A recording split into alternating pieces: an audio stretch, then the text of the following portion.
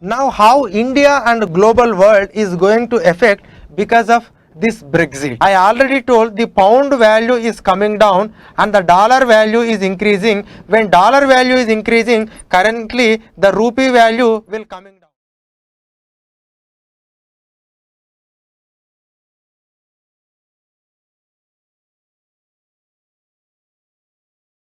Hi friends, today we'll discuss a current issue called Brexit. What exactly the meaning of Brexit? So here Brexit means Britain exit. Brexit called Britain exit. So Britain exits from what? Britain exits from European Union. Britain exits from European Union. European Union is a 28 countries bloc which is a political and economic bloc in the European Union, in the Europe continent. So in the Europe continent, 28 countries came together, and it is a political and economic group, and it's not a military thing, it's a political and economic group. And in this group now all 28 members are there, but Britain want to come out of this European Union group. So who coined this term Brexit? So earlier the Greece was under tremendous pressure of the loans and also the currency fluctuations and the economic burden. So Greece want to move out of this union earlier. So at that point of time, some persons coined this term called Grexit. That means Greece exit.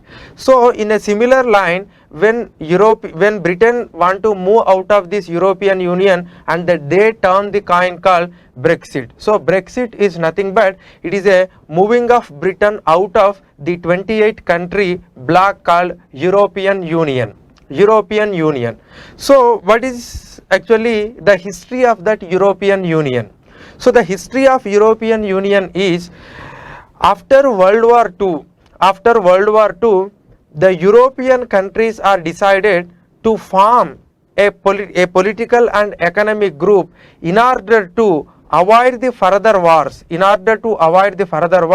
and also to promote the economic development in the European continent. And they started negotiations, and finally they came to form the European Union.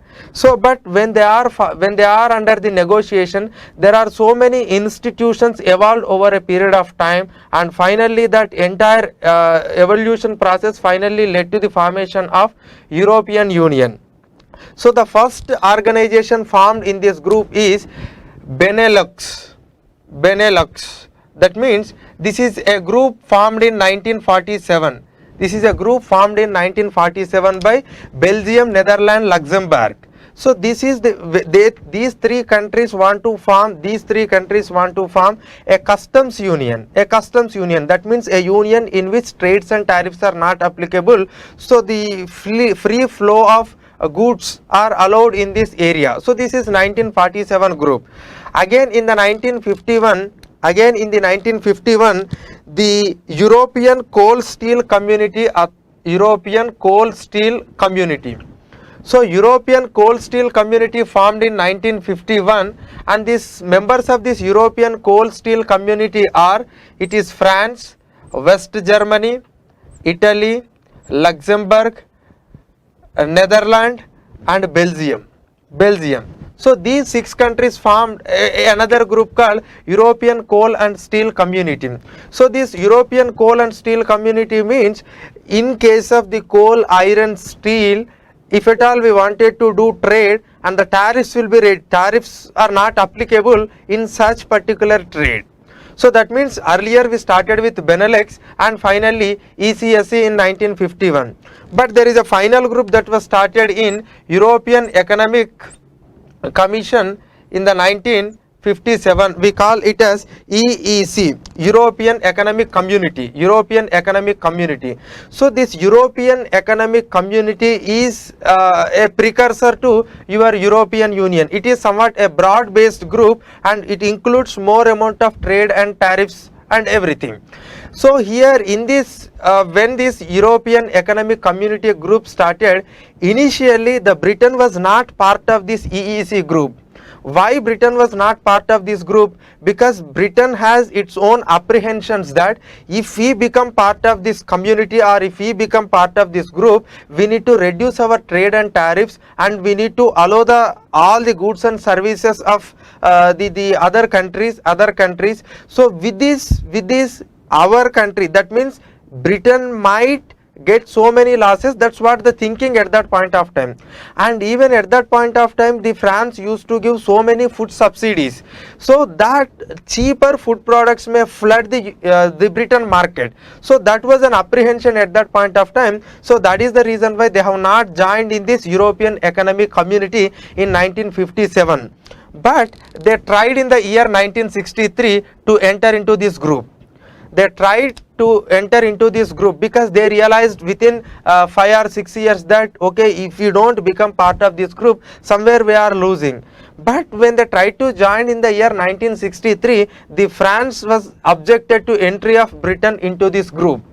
So at that point of time, the France President de Gaulle has not accepted the entry of Britain into this European Union. And again they waited for another 10 years, and finally by that time, the 1973, the de Gaulle was no more, and even all the countries were somewhat, they were moderated. And in the 1973, finally the United Kingdom is entered into this European Economic Community. And in the 1973, when they enter into this European Economic Community, in the 1975, they went for a referendum. Referendum in the sense it is a democratic instrument through which we seek the opinion of a people on a particular issue. So here in the 1975, the Britain or the United Kingdom went for a referendum, and in this referendum, yes, are you really allowing the Britain to be part of European Economic Community, or we need to leave? But in the 1975, the people of Great Britain are also accepted that the UK should be there in the European Economic Community. That is what happened in 1975. That's what the first referendum on the entry into European Economic Community or not. So 73 they got membership. In 1975 there was a referendum, but people has given a mandate that the Britain should be part of this European community. Later in the 1980s, later in the 1980s, the Margaret Thatcher became the Prime Minister of this UK. And when Margaret Thatcher became the Prime Minister of UK, then she said that okay, whatever we are paying to the European Parliament or European Economic Community, and what we are getting out of that is, there is a very imbalance in that. That means we are paying more, but in return we are getting less. So I don't accept this. That's what the statement of Margaret Thatcher. And even Margaret Thatcher has reduced the Britain's contribution to the European Community's budget. That means there was some sort of setback in this Margaret Thatcher period. But after Margaret Thatcher period, yes, the Britain has continued in European Community. And here in the 1993, with the Maastricht Agreement, the European Economic Community transformed into European Union. With the Maastricht Agreement, the European Economic Community transformed into European Union. And after the European Union, the Britain was continued in this group. But still some problems are there when it comes to the beef exports, when it comes to the chocolates, milk products. Yes, there are some apprehension, there are some disputes and everything, but still the United Kingdom has part of this European Union and they are doing well. But actually this is something about the history of European Union, how the European Union formed. And initially Britain was reluctant to join in this, and even some of the countries are also not accepted the entry of Britain into this group. And finally they have entered, and there was a referendum, and after the Margaret Thatcher became the Prime Minister, there was some sort of setback, but anyway they continued, and after that they formed a European Union through Maastricht Agreement, and finally the Great Britain has become part of this European Union. Why actually the Britain want to move out of this European Union group is now the question. So when it comes to there are some issues are there with the European Union to Britain.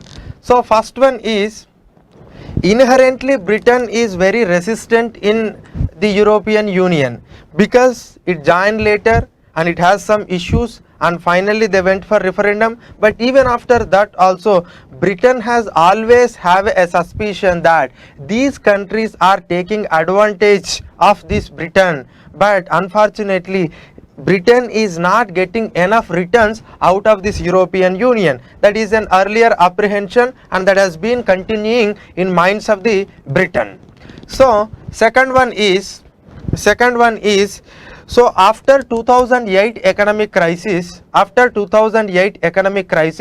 the small countries are affected because of this economic crisis, and the countries those are affected with the economic crisis are unable to provide employment, and their countries are actually not sustaining economically, and the people started migrating from that country to some of the developed countries, and this is one of the destination. And because of that global financial crisis, the migration to Britain has also increases. So because this is a free area, and people can come and they can do some activity, and they can produce, they can invest, they can send, they can export, they can do anything, So that is the reason why people are started entering into this region. And next, there is a problem of refugees. Because in these Middle East countries there was so much of turmoil, and there is no political stability, so much human rights violation, and then European Union took a decision to accept so many refugees. But Britain is not interested in that. So because if we have a group and you are strictly controlling my borders and you are strictly controlling my economy, and who are you to control? And we don't accept these refugees and migrants. That was the opinion of the Great Britain in this group. Next, another thing is that the Greek and France are some of the developed countries along with the Great Britain in the European Union group, and most of the budget fundings are coming from the France and Germany. And the France used to dominate the politics of the European Union, whether it is about European Bank or European Council or European Parliament, because they are doing more funding. So the political dominance of the Germany and France is also one of the reasons. And there is a huge apprehension that yes, to the European community, the Britain is paying more, but unfortunately the Britain is not gaining more than what it is paying. So the paying and gaining losses, whatever the difference is very huge, and the European Union is taking advantage of Britain, but the Britain is not taking advantage of this European Union. That is also one of the reason. And when it comes to the exports, the Britain exports are not in balance with the imports of the Britain. Britain is actually importing more and more than what it is exporting, and there were so many job losses because so many foreigners are coming and they are taking job in European the Great Britain. So that means these are some of the apprehensions of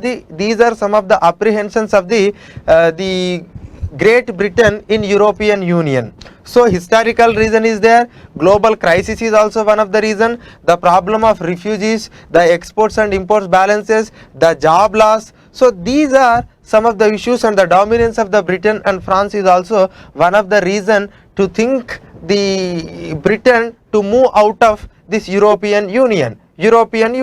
So these factors are led the Great Britain to move out of this European Union. So these are some of the reasons. That is why the Britain wanted to move out of this 28 country group European Union.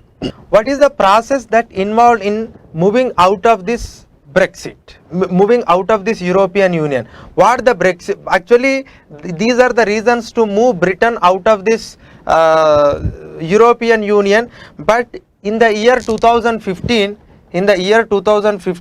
when Britain went for the election, the then Prime Minister David Cameron and the then contesting candidate also has promised that if I won the election, I will go for a referendum on this Brexit, whether Brexit should be part of European Union or not. That means I will come to you and you can give your opinion, and based on that opinion I will work. So accordingly, the David Cameron conducted the referendum in the year 2016. In the year 2016. So whenever they went for the referendum in the year 2016, actually the then Prime Minister David Cameron has supported for the Britain should be part of European Union, and he also tried to convince the people of Britain that suppose if you accepted the Britain should be part of European Union, I will take care about this unemployment, I will take care about the job loss, I will take care about the dominance of European Union over the Britain sovereignty and all other issues he has promised.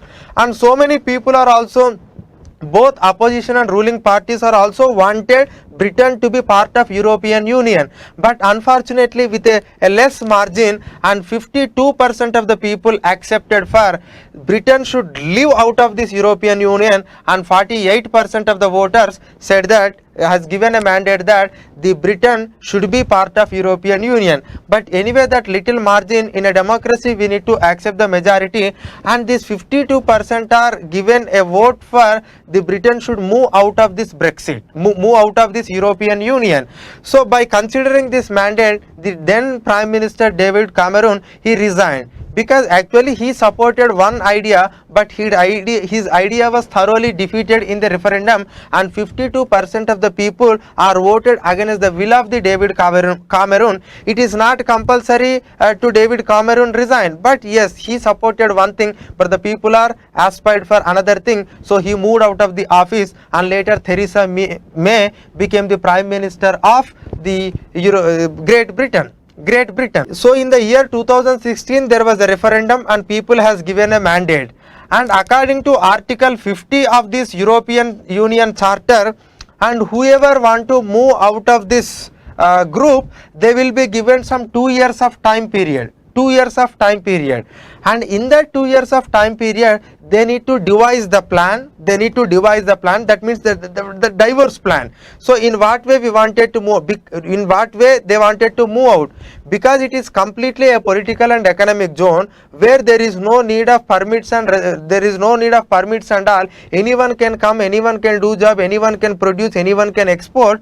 So here once you are moving out of this block, certainly we need to have some sort of agreements, and further the European Union has given Article 50, and according to that 2 years time period will be there, and this 2 year time period can also be extendable to some time, and accordingly they have given some 2 years of time period, and in that 2 years of time period the Great Britain has to resolve a particular plan through which it will move out of the Union, and that plan has to be accepted by the European Parliament and as well as the Parliament of Great Britain. The Parliament of Great Britain. You may get a doubt, when people are mandated, when people have given a mandate of 52%, why again Parliament has to accept? Here whatever the people have given mandate is not legal, it is just an opinion, So in order to give some legal sanctity to this decision, in order to provide the legal sanctity to this,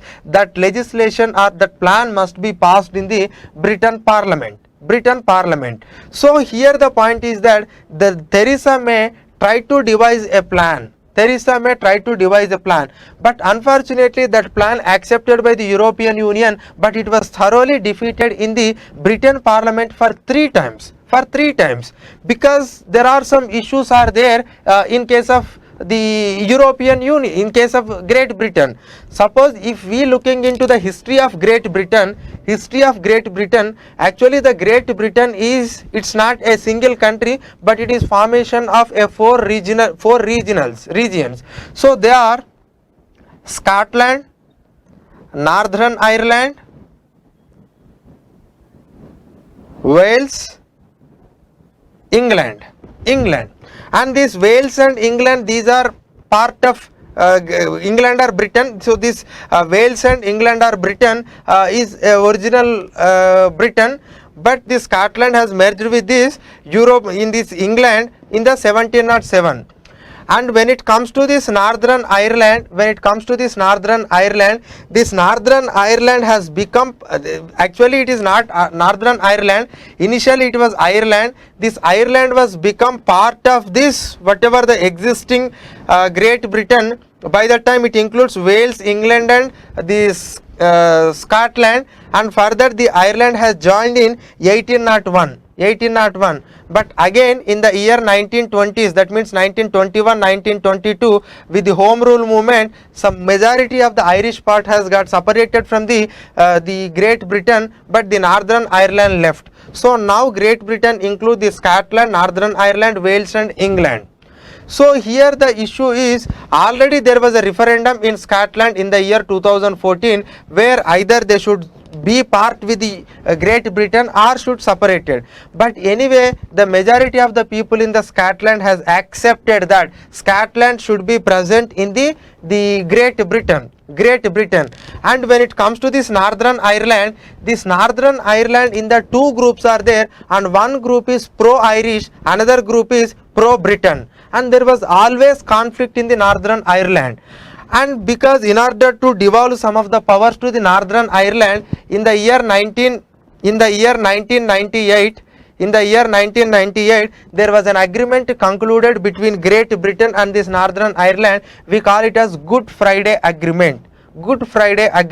And according to this Good Friday Agreement, the Great Britain has devolved some of the powers to the Northern Ireland, and even they opened the border. That means between Northern Ireland and the Great Britain, there is no trade restriction, there is an open border, no checkpoint system, directly we can move, directly we can come, there is no checkups. So that that power delegation was done with the Good Friday Agreement of 1998. So now the issue is whenever they are making a plan, actually the Theresa May went for a backstop clause in the sense that clause is about deals with the border between Northern Ireland and Ireland. Border between Northern Ireland and Ireland. And with the 1998 the Good Friday Agreement, we have devolved some of the powers to the Northern Ireland, and with that Northern Ireland and Ireland are they moved close together. So but here with this plan they wanted to change the status quo. But anyway Theresa May went for the backstop, which is against the hard border. That means even Theresa May wanted to have a soft border, but because of some provisions in the Brexit deal, the parliament has not accepted. And in between Theresa May went for the election in the year 2017 to ask a fresh mandate, but unfortunately in the year 2017 election Theresa May could not win majority, and with the help of some other parties now she continued in power. So that has become a problem for Theresa May. So that is the reason why they are unable to pass the legislation or whatever the Brexit deal in European Parliament. And 3 times when it was defeated, then she resigned, and after that the Boris Johnson became the Prime Minister of Great Britain. Now he is dealing with the present Brexit process. So he need to make a deal again, or he need to do some changes to the deal, and it must be accepted by the European Union Parliament, and later it has to be accepted by the Great Britain Parliament. But anyway, the Conservative Party, to which both Theresa May, David Cameron and the Boris Johnson belongs to, they are not having a comfortable majority in this. They are not having a comfortable majority in the House. Moreover, opposition parties are opposing to that. Even some of the Conservative Party members are also against the concept of Brexit. And the Northern Ireland, the political people, they are saying that suppose if you go for a hard border in the sense, if you really make this border between Ireland and Northern Ireland difficult, then we don't support. So these are problems with the Great Britain. Suppose now the whatever the target has extended up to October 31st, it is a 3rd time extension they have given, and recently I think yesterday it was extended by another 3 months.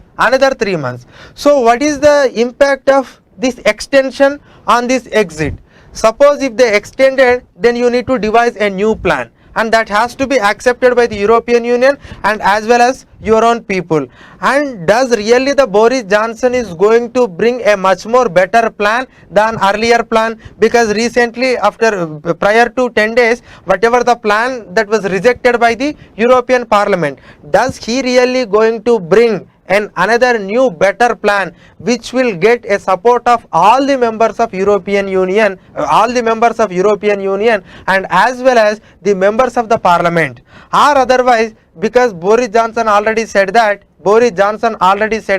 suppose if you behave like this, then I will go for election. Let the people decide. If I get a good mandate, I will come and I will pass this with comfortable majority. And even Boris Johnson went to such an extent that if you don't pass this legislation, I can go for no deal Brexit. But anyway, the time has extended another 3 months, and let us hope that these things will continue, and it will be the Brexit will happen only with a deal. Because if you really don't go with the deal, then you need to interrupt your relations abruptly. In the sense, immediately you need to abrupt. In case of deal, you can have some transition period of 2 years. If you have a deal, you can have a transition period of 2 years, and in that you gradually relax the rules and you gradually move out of the area, and finally you can have it your own area and you can have it your own economy. But if there is no deal, that means if there is no deal Brexit, that no deal Brexit means abruptly we need to end our relations with the European Union. It creates lot of problems, because just yesterday we are completely connected to the European Union, and today if you suddenly say that no, we are not part of that, there is a problem with the trade, there is a problem with the investment, there is a problem with the supply of goods and services, there is a problem of the people movement, there is a problem of some benefit, there is a problem of jobs. So everything is there. So anyway, now they extended for another 3 months, and let us hope they try to devise a plan clearly which is accepted by both European Union and the Parliament of the Britain. But here the question is, some people are asking that why can't you go for another referendum in Britain? Because the margin is very low, and here when people are really not able to understand the consequences of the Brexit, and those people are voted in this. And when you looking into this voting percentage, the Scotland and Northern Ireland, these two people said that the Britain should be part of European Union. And even some cities in Wales and England also, people went for Britain should be part of European Union. But some people, they voted against this concept. That means the margin is very less. Moreover, Scotland and Northern Ireland are strictly, they are saying that Britain should be part of European Union, and some city people, that means the highly educated and the entrepreneur class in the cities of Europe, are also supported for the Britain should be part of the European Union. So why can't we go for another referendum? That some people are asking. And even the Scotland and Northern Ireland are also threatening that suppose there is a referendum 50 to 48, and if you really implement that, then we may come out of your own Great Britain. That apprehension is also there, because it is an agreed one. It joined in 18th century, it joined in 19th century, and okay, there was already referendum in Scotland, and they are threatening that if you really move out of this European Union, and we are going to lose, because these are economically prosperous regions, so we don't want to be part of this Great Britain. That apprehension is also there. And there is another thing, the European community or the European Union, the highest court is there in Luxembourg, and that court has given a mandate, or that court has given a judgment that the Great Britain can withdraw its own Brexit document or its own Brexit proposal. You no need to take permission of remaining 27 members. You can have that right, and you can withdraw that proposal also. you can withdraw that proposal also. So that was a judgment of the European Union judiciary, highest judicial body. But we don't know what they are going to do, but they are saying that definitely we need to respect the mandate of the people, because we have given a promise and we need to implement it. And we don't know if Boris Johnson goes for the election, if the people given the mandate, then they can implement Brexit. Suppose if he defeated, we don't know the next government what it is going to do. Suppose if Boris Johnson don't go for the election, anyway he has a 3 months time. In that 3 months time, does it really going to devolve, or does it really going to prepare a best policy? And if that best policy is accepted to both the parties, then Britain can come out of that. Suppose even after 3 months also, if that policy is not accepted by the Britain Parliament, then ultimately we need to go with no deal exit, no deal Brexit, or otherwise we need to go for another referendum, or we don't know. That future decides that. So this is the process actually that involved in the exiting of Britain out of European Union. So this is the process actually that we need to understand. So there is a problem in preparation of the plan, and there are issues with the Northern Ireland border, whether we should go for a soft border or a hard border, because European Union is saying that, okay, when you move out of that, why I should allow a soft border between Ireland and you. And whatever the Boris Johnson has prepared in the recent plan, which was rejected by the Parliament of Great Britain, that yes, there is some sort of customs border is there, some checkup border is there between the Northern Ireland and the Ireland, and whatever is entering that has to be checked, and if at all any product is entering from Britain to other third country through this Northern Ireland, that should be taxed accordingly, because that is not European Union area. So but anyway, the soft border or hard border between Northern Ireland and Ireland will be again devolved in the next whatever the future plan, because earlier plan was already rejected. So next, okay, this entire thing is, yes, the process, but what is the effect of this Brexit? What is the effect of this Brexit on the United Kingdom? The effect of the Brexit on United Kingdom. See, before they wanted to move out of that, this is completely, there was a complete economic integration happened in this entire European Union region, and the people can move freely, investment can come, and jobs they can do anywhere, and trade and tariffs are less, and there is no border checkups and all. That is free flow of movement. Suppose if they move out of that, yes, there is a problem of food, because almost 30% of the food is coming from the other European Union countries to Great Britain. And here when it comes to this 30% of the food, I am not saying that the Britain people don't have a food, but the choice of the food will be less. The choice of the food will become less for the Great Britain, because now you cannot accept the food as it easily, because you need to pay more and more amount of tax, and there are so many trade and tariff both tariff and non-tariff barriers are there. So that is the problem that they are going to face, and this the Great Britain supermarkets are going to face a problem on these food items, because they are importing 30% of the food from the remaining European countries. Second one, it is about the energy and gas. So when it comes to the energy and gas, almost 45% of the gas and energy requirements are met through imports, and when they are coming from the other countries, and though it is coming from Russia and some other oil exporting countries also, but it has to come through these remaining 27 countries. That means the geographically it is connected. So now you cannot get that energy supplies as it easily, because you need to pay more and more amount of tariffs, and again there is non-tariff barriers are also there. So this energy is also going to be a problem. And when it comes to the other goods and services also, now there is a delay in getting, there is a tariff, you need to pay more and more amount of tariff, and because of that the cost, the product cost in the United Kingdom may go up. This is also one of a consequence for the European Union. And anyway, the pound sterling value come down, because the investors who are investing in Great Britain, and because of this Brexit in the last 3-4 years, the investment in Britain has come down. And when investment has come down, when the sentiments are not that good, and when Britain is also not exporting more and more, definitely its currency fall down, and there is a depreciation in the currency. Definitely it has its own effect on its economy.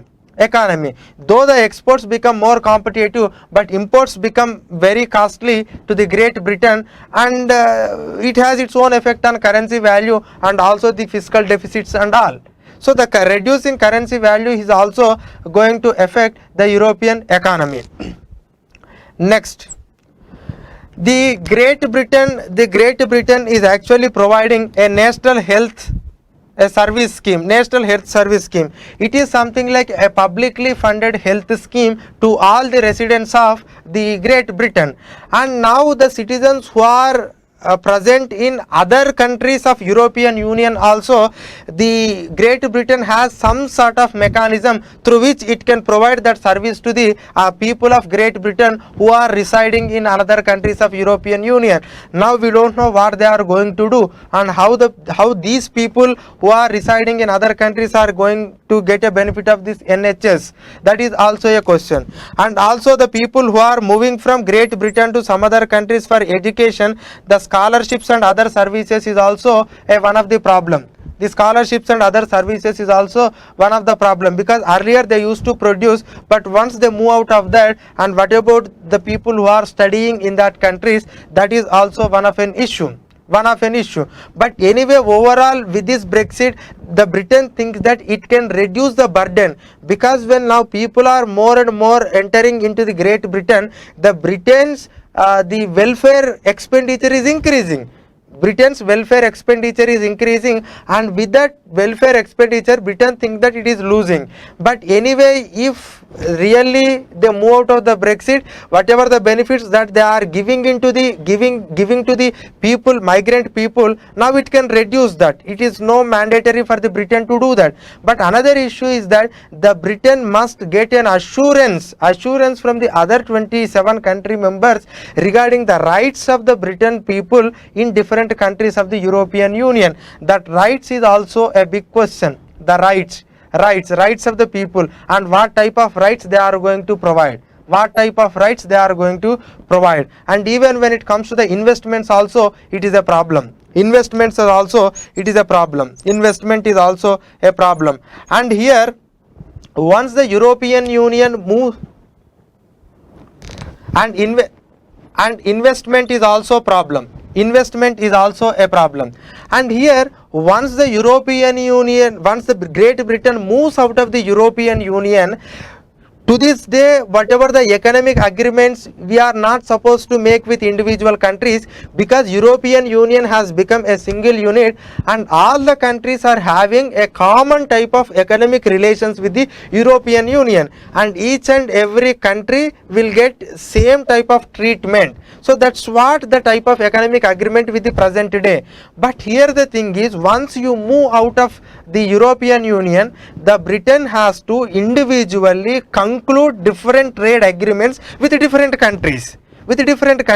And till that point of time, how you are going to do all these things, it is a big question. Because already the former United States of America's President Barack Obama said that if you really move out of this deal, it will take another 10 years for United States of America to conclude a trade agreement with you, in the sense with Great Britain. The same case with the India, the same case with the China, the same case with the Japan and other countries. So how long it will take, until that point of time, what your economic relations?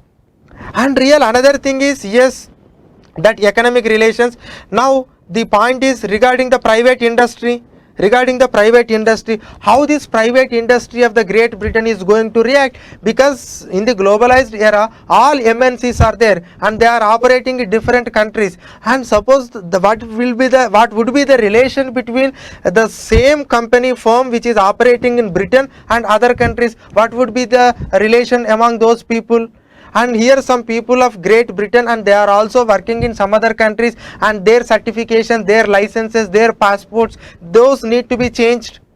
So here it is something a big problem, because we need to change so many things, because since last 40 years we are combined together, and they implemented globalization in this combined group. But in the era of globalization, if you really move out of that group, you need to do lot many individual arrangements, and these individual arrangements really take lot of time, and by that time we don't know how much loss that is going to be incurred by the Great Britain. And already the IMF has estimated that there will be a loss of 8% of GDP for the Great Britain if you really do this thing, because it will change the people to people relation contact, it change the trade and transit relations, it change the transportation services, it change the benefits of the people like health services, educational scholarships and investments and economic relations with the other countries, and moreover your own private industry, maybe they are going to change their location, or we don't know. So these are some of the issues. And another point is that now the reports are saying that the Germany is going to provide so much amount of employment by 2030, because the aging population is increasing. And now if that is the case, the Britain cannot get a benefit of that, whatever the Germany's opportunity, because it is moving out of that. So these are some of the reasons that are affecting Great Britain negatively. Positively in the sense, yes, whatever they are claiming that now they can have their own sovereignty, they no need to pay amount to the European Parliament or European Council or European Commercial Bank, and they can devise their own plans, and their borders are controlled by them. And even when it comes to the burden of the welfare on the migrant people, now they no need to burden. And when it comes to the refugees and other people, yes, they can control. So these are some of the positive things for the Britain. But moreover, there will be a huge loss for the Great Britain with this Brexit. Now How India and global world is going to affect because of this Brexit? Because in the globalized era, every country has become like a village, and every village is interconnected. So now if something is happen in one country, definitely that is going to have its own influence on the other countries also. Now when pound value is coming down, definitely the value of the dollar will increases. Because the people are now no more confident of this whatever the pound. And if they have a lot of confidence on the dollar, suppose if the dollar appreciates, and all the remaining countries' currencies with respect to the dollar, and their value will depreciate. And if the other country's currency depreciates, definitely it becomes a problem in their own domestic country. And even when the dollar appreciates, and these investors in the investors in the America is also, they are not so interested, because the bonds of the United States of America will become so costly. So this is a problem globally that is going to be affect with this deceleration or depreciation of the value of pound and the appreciation of the value of the dollar. So that is mainly going to be affected. And here when it comes to the India, I already told the pound value is coming down and the dollar value is increasing. When dollar value is increasing, currently the rupee value will coming down. Suppose if the pound value is decreases or the pound value depreciates, then it will benefit to the exporters of the Great Britain, but it will hurt the imports of the Great Britain. And when rupee value decreases also, the Indian exporters will get some advantage, but whereas the Indian imports are getting some problem. And if we really looking into the bilateral relations of the Great Britain and as well as India, when it comes to our trade relations in the year 2011 and 2013, we maintained around 17 billion dollars of bilateral trade, but in the remaining years, because of global slowdown and because of Brexit, hardly we are maintaining around 11 billion dollars. And in this 11 billion dollars, we are exporting 7 billion dollars and we are importing some around 4 billion dollars. That means India is maintaining surplus in trade balance. surplus in trade balance. We are exporting more and more, and with this deceleration of the rupee or with this depreciation of the rupee, it will become advantage to India, because India is exporting more and more. So to some extent it is advantageous to India, but either they are going to accept it or not, and what type of economic relations that we are going to make, it will take some time, and till that point of time, did they really going to maintain the same level is a question. But if it follows the same thing, anyway our exports are more, so definitely it will work as an advantage to India. It will work as an advantage to India. And another thing is, when it comes to the investment front, when it comes to the trade, our bilateral relation is around $11 billion, but when it comes to the investments, England or Great Britain is the fourth largest investor in India, and India is also in the year 2007, it was the fourth largest investor in Great Britain. But because of this Brexit, some disturbance has happened, but India is also one of the prominent country that is investing in Great Britain, and around 25 to 30 billion dollars of investment we are maintaining, and so many Indian companies are also operating in Great Britain. Take the case of Tata, and they acquired this Jaguar. So that means here so many Indian companies are investing in Great Britain, and they are creating lakhs of jobs in the Great Britain. They are operating in Great Britain, and if something happened to this pound value, then that might influence these business people. That is one of the concern. But again, there are many exporters. Export based companies that are operating in Great Britain. Indian based export companies are operating in Great Britain, and these export based companies are also getting advantage, because the pound value decreases, there is a lot of scope for exports. So anyway, the Indian firms, the export companies get a benefit because of this depreciating rupee, depreciating in pound value. And if we really looking into the trade relations, and whenever we are exporting from Britain, and in our exports, in our imports from the Great Britain, actually we are importing more and more capital goods and intermediary goods and raw materials. So these capital goods, intermediary goods, raw materials, we are importing more and more from Great Britain. And whenever we are exporting only consumer goods. We are exporting more consumer goods, less capital and intermediary goods, but we are importing more capital, intermediary goods, raw materials, but less consumer goods. That means here the change in the depreciation in pound value will allow more and more exports from the Great Britain, and anyway we are importing more and more the intermediary goods, capital goods and raw material. That means Great Britain is exporting more and more capital goods, intermediary goods, raw material to India, and even with this changing value, the depreciation in the pound will allow the Great Britain to export more and more capital goods, intermediary goods, raw material to India. That will boost the manufacturing sector in India. Even with this pound depreciation, we can take an advantage of importing more and more technology oriented machines and tools that we can do. So that means with this reducing pound value, there are many advantages, and even the Indian students can go to the Britain and they can study easily, because the value come down. Even it will benefit the tourist. Tourism in Great Britain. Indians can go with easily, because the pound value decreases, you need to pay only less amount of money. So in case of students, in case of tourism, in case of our exports, in case of our capital intermediary goods, in case of technologically advanced imports from the Great Britain, we can do that. So these are some of the advantages to India. But here the question is that with this, okay, anyway, don't forget that your rupee value is also coming down, and with this rupee value decreases, with this the dollar value increases, and if it affects on some of the economies of the world, suppose if it affects the world growth, then there is a problem.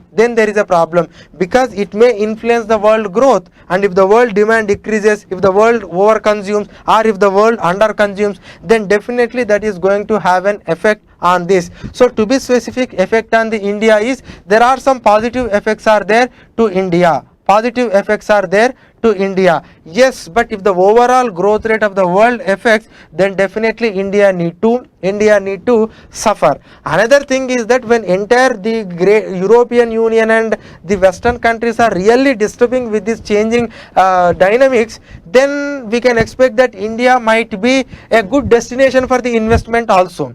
In that way we can use our market, because if something is disturbance happened in the Western economies, that might really compel some of the companies and some of the investors to choose India as their investment destination. That possibility is also there. But individually India gets a benefit out of this. But when it compared to globally, and we don't know what type of things we are going to influence, because when China and America relations are changes, everyone say that now India can become a global destination for the investment, because the two major powers are fighting with each other with trade and tariff related things. But that has affected the entire world trade, and if they affected world trade, then the world growth come down. If the world growth come down, India cannot grow, because the world growth is having in turn effect on India's growth. So that we need to consider here. So this is how India affects with this Brexit. But if we really looking into the entire concept, why actually such tendencies are growing, why actually Britain wanted to move out of this, because prior to Britain the Greece tried in that way, and even Sweden also tried, and even the Texas state is also trying to that. Why such deglobalized tendencies are growing in the world? That is a question, because America is also saying that no, I don't want part of any TPP, because it moved out of Trans-Pacific the partnership, and it wanted to move out of this WTO. So here once upon a time these countries are really led the globalization, but what really prompted them to follow the path of deglobalization? This is a bigger question we need to ask, because the developing countries, since the inception of the GATT and even after WTO, they are saying that you are not following a fair rules and regulations. Because when we come together on the name of globalization and we wanted to share our markets, we wanted to share our resources, that sharing should be done on fair principle manner. But unfortunately on the fair principle manner we are occupying the markets, but if we start exploiting more and more the least developed countries or the high resource countries, then definitely it will lead to some sort of discontent among the people, and that is now actually the America and Great Britain are facing. We wanted to come together, we wanted to form a group, but not at the cost of their own identity. They wanted to ascertain their own identity, they wanted to protect their own country, they wanted to protect their own economic interests, they wanted to protect their own industrial base, they wanted to protect their own manufacturing base. And with this, if everyone comes to my country and if my people lost the job and if my industry get distorted, then certainly we don't accept. So that means here the question is not about the exactly loss, but the thing is we come together as a principle of globalization and come together, but this globalization has not given enough results, and enough results in the sense to some extent whatever they have gained, they gained. But here the thing is, whatever the benefits we are getting out of this globalization, it is not sustainable. That means it is not sustaining for a longer period of time. So here I wanted to suggest that it is not the problem of globalization, but it is the problem of how actually we really implementing the globalization.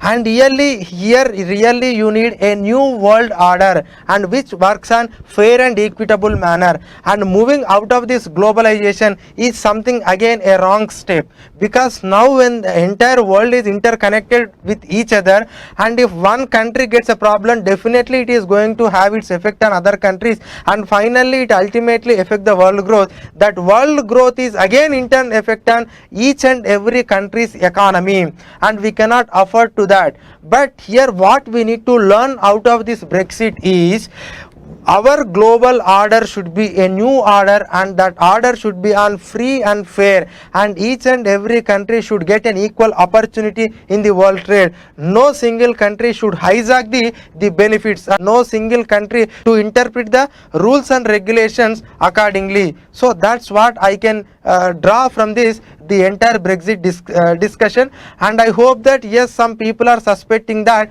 the effect of Brexit is really going to affect on some other countries, they might also come out. But if we really looking into the implementation of the Brexit, they conducted plebiscite or whatever the referendum in 2016, and even we are in 2019, it was not completed, and we don't know whether they will successfully come out of that European Union, or they are going for another referendum, because I already explained the losses that Britain is going to incur. So these are negative things. So definitely here deglobalization is not a solution, but globalization in a free and fair manner, and giving equitable distribution and giving equitable share, fair rules and regulation should be the new world order that we can draw out of this Brexit. So with this, I am concluding the concept of Brexit. Thank you.